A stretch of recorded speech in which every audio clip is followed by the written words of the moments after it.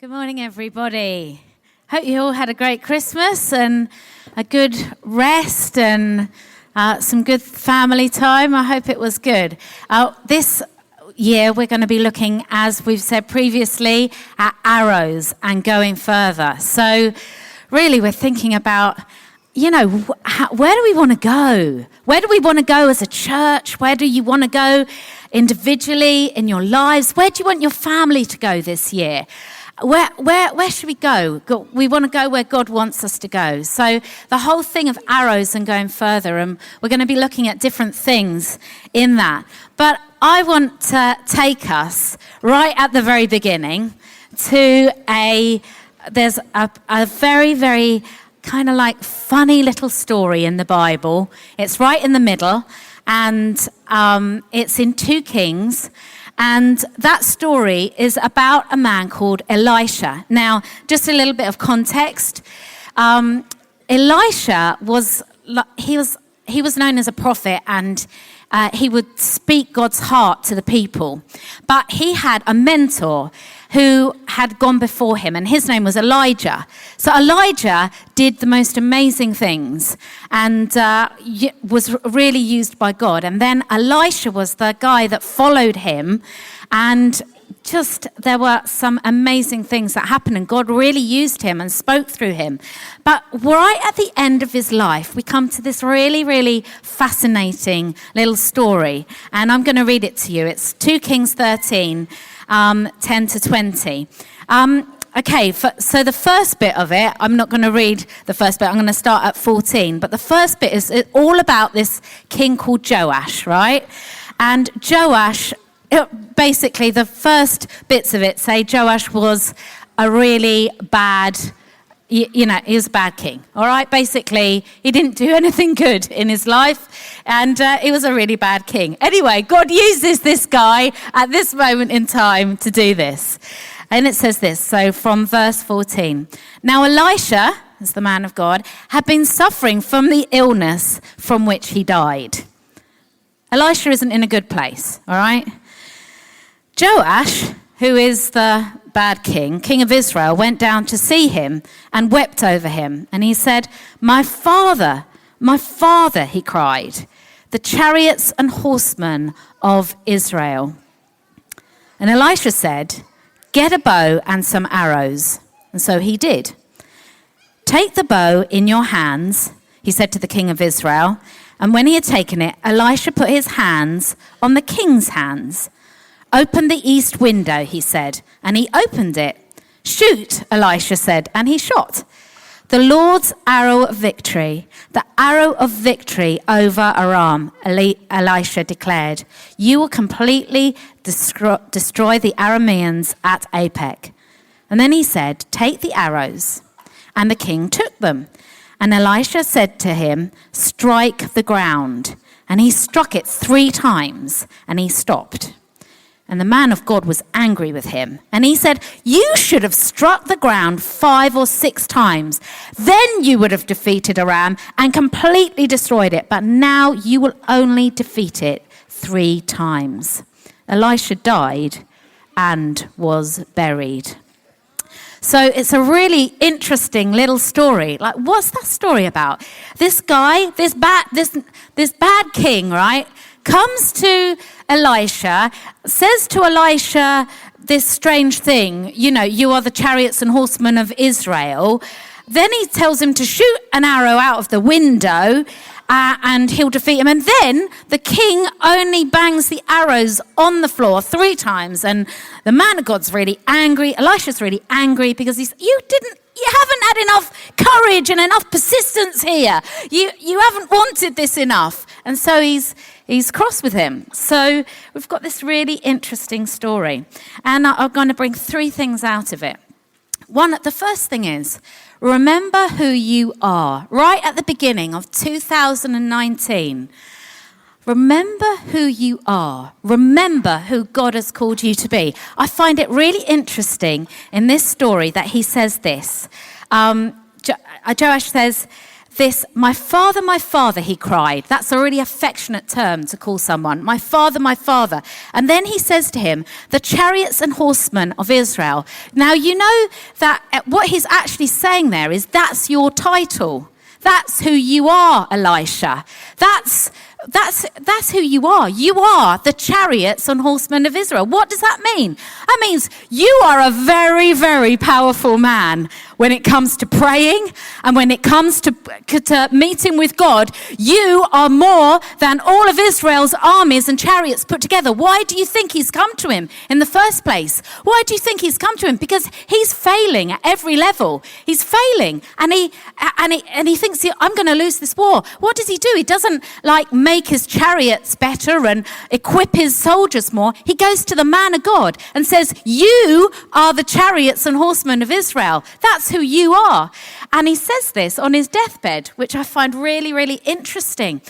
This word, this whole phrase of you are the chariots and the cavalry of Israel is also used right at the beginning when Elisha is caught, Elijah, who is Elisha's mentor, is caught up in heaven. And it says this. And so it happened. They were walking along, that's Elisha and Elijah, and they were talking, and suddenly a chariot and horses of fire. You see, all the way through this story, there are chariots and horses of fire, came between them, and Elijah went up in a whirlwind in heaven. So Elijah didn't die. He actually got caught up and went up to heaven. And Elisha saw it, and he shouted, my father, you, the chariot and cavalry of Israel. It says exactly the same thing. And that anointing, that thing that was on Elijah, was passed on double portion to Elisha. He became the cavalry and the chariot of Israel, which basically means, in our speak, is he was a very powerful prayer, and he was a very powerful man, and he was seen as when you pray, heaven comes. When you go for it, there is amazing things that happen. And so right at the beginning of Elisha's life, the beginning of what God called him to, that's what he said to him. Then in the middle of his life, in the middle of a really terrible battle in Elisha's life, it says this in 2 Kings 6. A king had dispatched horses and chariots, again, horses and chariots, an impressive fighting force. And they came by night and surrounded the city. And early in the morning, a servant of the holy man, which was Elisha, got up and went out. Surprise! The horses and chariots are surrounding the city, the young man exclaimed. Oh, master, what shall we do? So he goes to his master Elisha and says, what shall we do? We're surrounded by these horses and chariots. And Elisha says, don't worry about it. There are more on our side than on their side. And Elisha prayed, oh God, open his eyes and let him see. And the eyes of the young man were opened, and he saw a wonder, the whole mountainside full of horses and chariots of fire surrounding Elisha. They were surrounding Elisha. Right there in that middle of that storm, in the middle of that battle, he's saying, remember who you are, Elisha. You are a mighty man of God. You are a powerful man that can change things. And your prayers, your life with God can change things. He's saying to him, remember who you are, Elisha.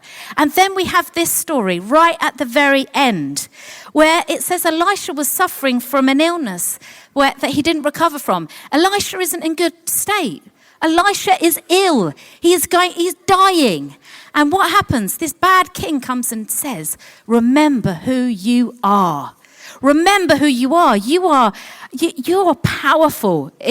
You're like more than Israel's armies or chariots. Remember who you are. Right at the very beginning of 2019, I would say to you, remember who you are. Remember what God has called you to do. Remember, you may think, I'm so powerless. I'm going to say to you, you are so powerful. When you pray, do you know what happens when you pray? Heaven's armies come. Do you remember what happens when you pray? Do you remember what happens when you act? Amazing things happen when you do something kind.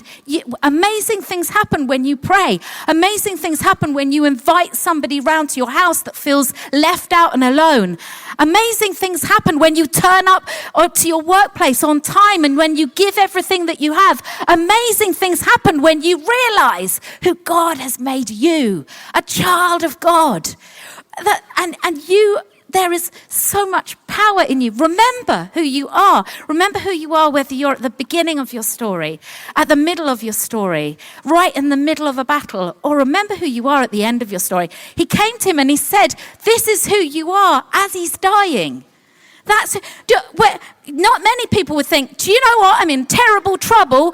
The whole army's going to come and defeat me. Do you know what I'm going to do? I'm going to go to that man of God over there who's dying and ask for his help. And that's what he does. He's not even a good man. He's not even good, the king that goes and does that. But he knows that the armies of God are surrounding Elisha. And I would say the armies of God are surrounding you. Remember that. Remember that as you walk into 2019. Okay, second thing that I was thinking is this. You know that arrows always go forward, right? Well, they should do, shouldn't they? If they go backwards, they're going to hurt you, aren't they? I mean, in some way or another. Arrows are meant to go forward. He says to him, shoot the arrow out of the window. That arrow has to go forward. It has to go beyond. It has to go forward. And so we, in our lives, we are going forward. Okay, whether we like it or not, whether we want to or not, we are going forward. And we have a choice about where we go and how we go forward. For some of us, there's so many good things in our past.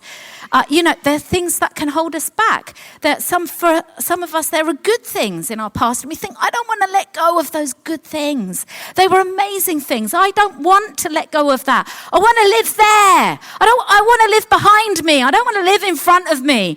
But God is calling us to walk forwards. Walk forwards. And he says to us, take my hand. I'll lead you forwards. I'll lead you forwards. There are good things ahead of you. For some of us, life has been difficult and there's pain in our past. There's pain and there's horrible things in our past. And for some of us, that pain has defined us. For some of us, we've been a victim for a very long time and we do not know how to not be a victim. We do not know how to walk out of that. It's comfortable. It's a friend to us. Even the bad things in our past can be so comfortable.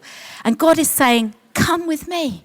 Come into the future. Walk with me. You have a choice whether you leave some of those things behind or whether you keep hold of them. Come with me. Walk forwards into everything that I have for you. I believe God is asking us today to walk forwards, to go further, to fly, to go where he wants us to go. When our children were very small, I think, many, many years ago, we used to go, because Tim was in a band, we used to go on the bus to America. We used to travel by aeroplane, go on the buses, and then we used to tour around America, and we'd go to lots of different gigs. And once a year, we decided that we'd take all of the children, which was a lot of children, I have to say, in our bus, which is a little bit like sitting in your hallway or in a very small hallway. There were 4 adults and 9 children. So it was a very, very compact, small space that we would go to travel, and then we'd go around on this little bus. So one year, we decided that this is what we were going to do, and we got all ready. I mean, it's a lot of work to get all ready to do that, to get all the clothes, to get everything ready. We went to the airport. We're just about to go on this transatlantic flight. It's a long flight. It's a big deal. It's hard work, and especially hard work with very, very young children, which they were. And so we get to the airport with all of our suitcases and all of the effort that it's taken us to actually get there and get to this point. And we check in our suitcases. Some of you will have heard this story before. But we check in our suitcases, and we go through security, and then we wait in the lounge, and we're waiting, and then it's our time, and it's, and you wait for your time, and then you go and you line up, and you go with your ticket, and you with your passport. Anyway, we get to the ticket place, just about to board the plane, when they say to us this: we're ever so sorry, I had 2 children on my passport, and you're not, as from last week, you are not allowed to travel to America with any children on your passport. So they'd made the decision the week before, and we didn't know that decision. So here we are, ready to go to America with all these children, and we're meant to be going, and we can't go because there's no way. You can't say, oh, please, can we go? No, you can't go. You haven't got the correct passport. You're not going to be able to do it. Well, some of the children start crying. I mean, it was terrible. We'd actually got to the gate. We shouldn't have actually got there at all. And so there we were. And to be honest, if I'm really honest with you, the thought of what we would have to do to move forwards was terrifying and overwhelming to me. The thought of, I had no idea what we'd have to do to actually make this happen. I just thought, we can't make this happen. To me, at that point, if I'm honest with you, thought, right, let's go home. We'll deal with the disappointment, but at least we'll be home. It'll be comfortable. The thought of moving forwards was terrifying for me. And so I remember we went to a hotel room, and we were in this hotel room. Tim said, this is what we're going to do. Okay, right, what are we going to do? We're going to get up early in the morning. It was very late by this time at night. We're going to get up early in the morning, and I'm going to take 2 of the children, and we're going to go and have their photographs taken. I'm going to contact somebody who is a professional in London that I know. Let's think of somebody. He was thinking about them, somebody to come and write the name on the back of those photographs. Then we're going to have to, then he went and made an appointment. He had to go to the passport office in the middle of London to make an appointment to go back to the passport office. Then we all went to Centenary House. We all got into a taxi, got Somerset House. We get into this taxi. It doesn't matter, does it? Somerset House. Anyway, off we go to this place where you get your long birth certificates. And so we went and got these long birth, waiting in this place. And we all get back in the taxi, all 4 of the children, all of us traveling, go to the passport office, wait there, wait in the long, long queues. Then you have your appointment. Then you have to wait for your passport to the end of the day. There were so many barriers and so many obstacles. And then we actually did get those passports, but then, of course, we've missed our flight, haven't we? So where do you get a transatlantic flight the next day for 6 people? There were no flights. Some of them were saying there's 2 spaces on this one. Some of them were saying there's 4. The tour manager was phoning up Tim and saying, you get here for the gig. You make sure you get here now. The children are crying. It is a highly, highly stressful situation, and we don't think we're going to be able to go to America, even though we've got our passports now. We're waiting, and we're waiting on standby, and we're waiting, and eventually somebody says, there are 6 tickets, you go, off you go now. They rushed us through security, got us on that plane, and off we went to America. But I have to say that the prospect of going forward sometimes is hard, isn't it? Sometimes I think if I was given the choice, maybe I would have gone back home, right, and just faced the disappointment of not going, but at least they'll be comfortable. And I think that's true for many of us in our lives. The prospect of going forwards is uncomfortable. The prospect of going forwards is painful. The prospect of going forwards is overwhelming and sometimes completely unknown. And that's where God wants us to go. And that's where he's calling us. It would be so much easier for us to say, look, do you know what? I'm not going to go for this, but at least I'll be disappointed and comfortable. That's what we sometimes think. At least I'll be okay. I don't know if I go there, if I will be okay. But God is asking us to go forward. God is asking us to go that place. There's one more thing that I wanted to say, and that was, We were talking the other day, Sam and I. Sam has been up to see Jim McNeish, and Jim McNeish, he's a psychologist and he talks about psychology a lot. We were talking about what is called often our shadow. So our shadow is something that sometimes we're very unconscious of. You know, we're conscious of some things that hold us back. We're conscious of some fear that may hold us back. We're conscious that maybe our past may hold us back. But there are things that hold us back that maybe aren't conscious in our minds, that we don't recognize, that we don't see. And we were talking about your shadow is really the things that you kind of maybe not even aware of or conscious of, but they're things that you would rather nobody knew, you'd rather nobody saw, you don't even want to see it yourself, you would rather just carry on and cover up for those things. But when we bring those things into the light, there's an amazing thing that happens, and we can start to see things in a new way when we bring those things into the light. And so I was thinking about what's my shadow, and often you can see what you struggle with through, if you see a virtue in someone that annoys you, that's often how you see what your shadow is, really. So say if it really annoys you that somebody is ultra organized and really, really all together, what that's showing you is there's something in you that would love to be like that,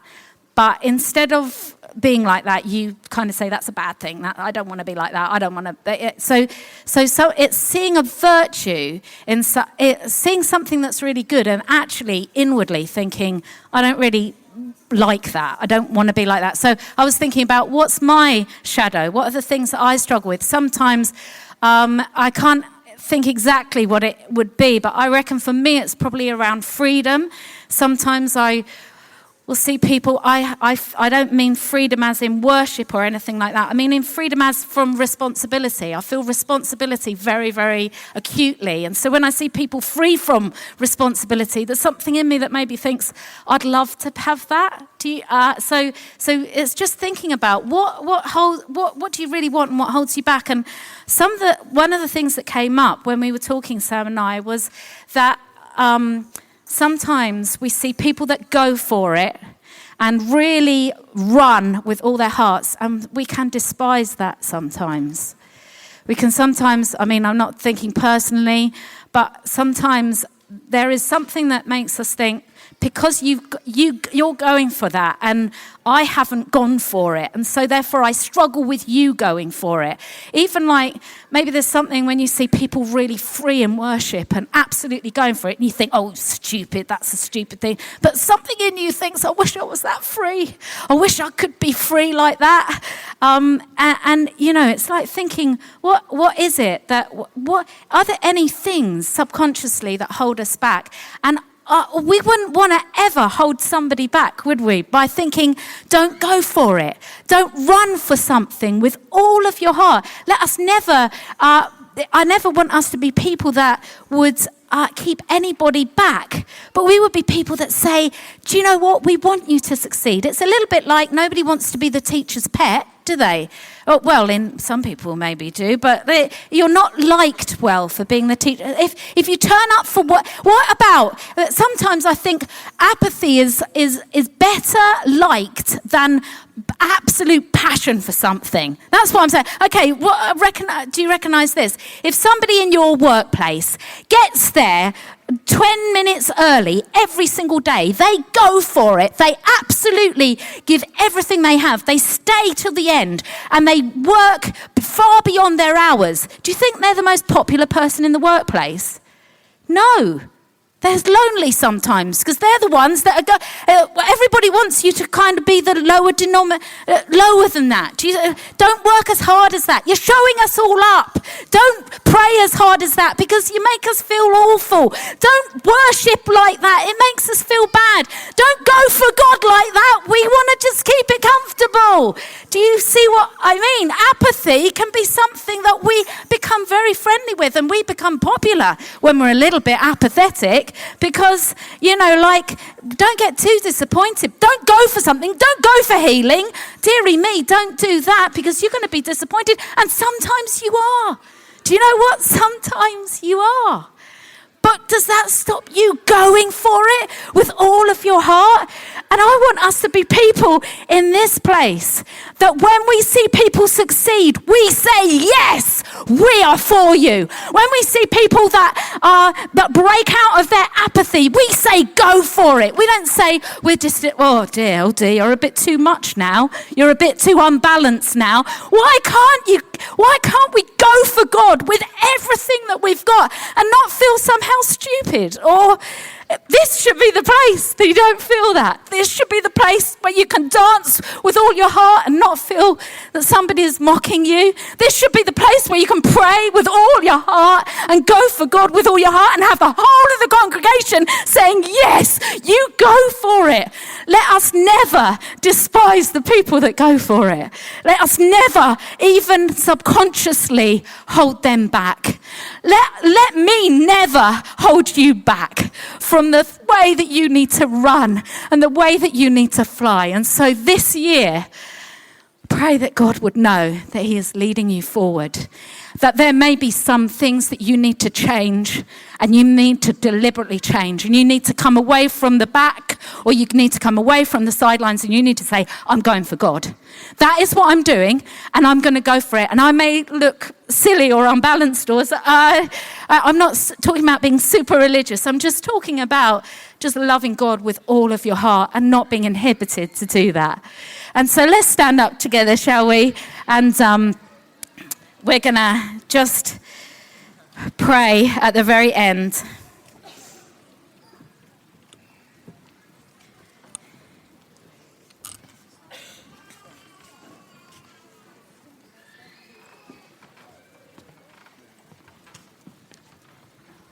Okay, so just in the quiet of your mind, just say, God, what do you want me to go for? What are you asking of me this year?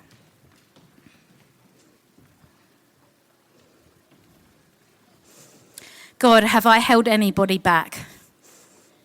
My children, by any words that I've said, my people around me.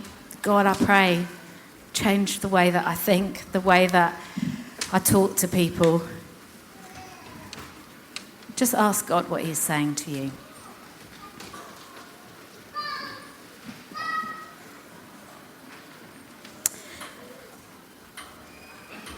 And what God would say is he's for you. He's for you.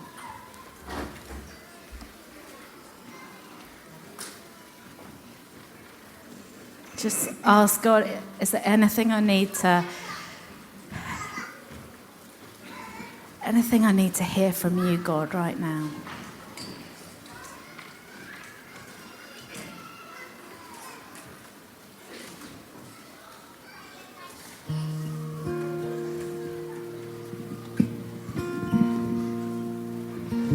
So we pray, God, as a group of people, corporately together, we do want to go where you want us to go.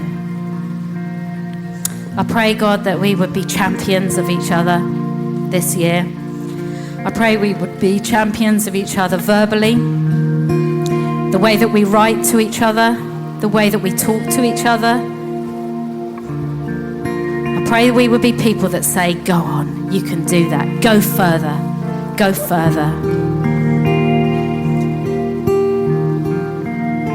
And I pray where there's been discouragement over your life. I pray where you felt held back. I pray that you will feel release right now. Pray you would feel release.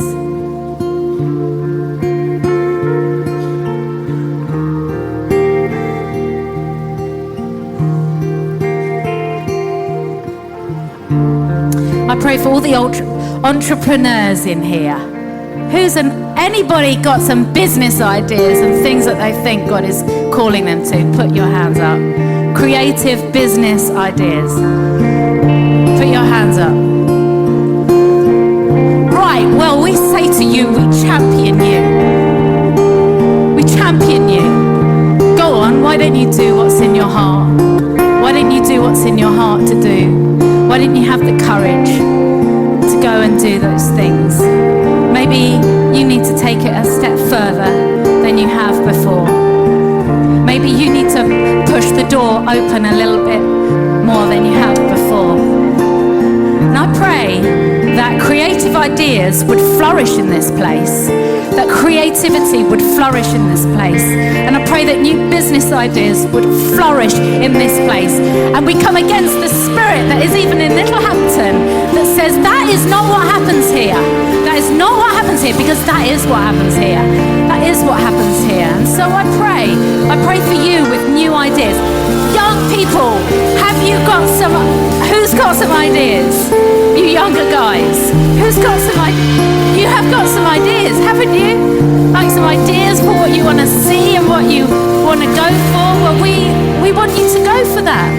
We want the lid to come off of you. We want you to succeed in what God has for you. That's not just jobs. That's like go for God. Go for God with everything that you have. So, God, we just dedicate our time this year to you. We dedicate our lives to you again this year. We dedicate our prayer life to you, our relationship with you. We want to go further, God. We dedicate our lives to you this year. Take us where you want us to go. Amen.